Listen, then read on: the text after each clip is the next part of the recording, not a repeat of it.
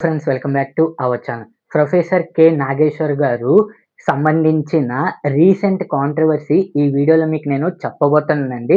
So ఎక్కడ skip చేయకుండా end దాకా చూడడానికి ట్రై చేయండి.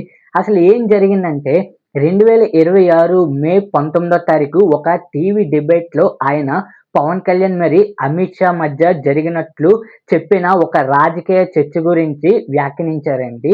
ఆయన వ్యాఖ్యల ప్రకారం జనసేన నేతలు అమిత్ షాని కలిసి వైఎస్ జగన్మోహన్ రెడ్డి గారిపై చర్యలు తీసుకోవాలని కోరారని చెప్పారండి. కానీ జనసేన పార్టీ దీన్ని తప్పుడు ఆరోపణలుగా పేర్కొని వారిపైన కేసు నమోదు చేయించారండి. ఏపీలో కనీసం 3 ఎఫ్ఐఆర్లు నమోదయ్యాయి.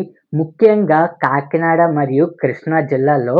తర్వాత ఆయన అన్‌కండిషనల్ అపాలజీ మరియు రిమార్క్స్ విత్‌డ్రా చేశారు.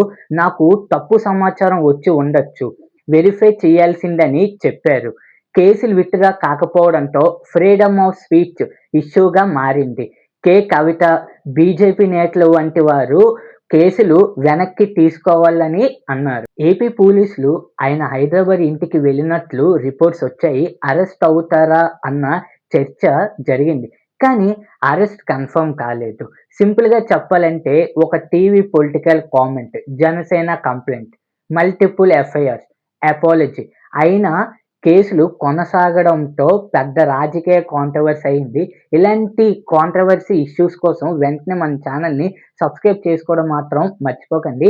అలాగే చాలామంది అన్‌సబ్స్క్రైబర్స్ ఎక్కువ మంది విజిట్ చేస్తున్నారు.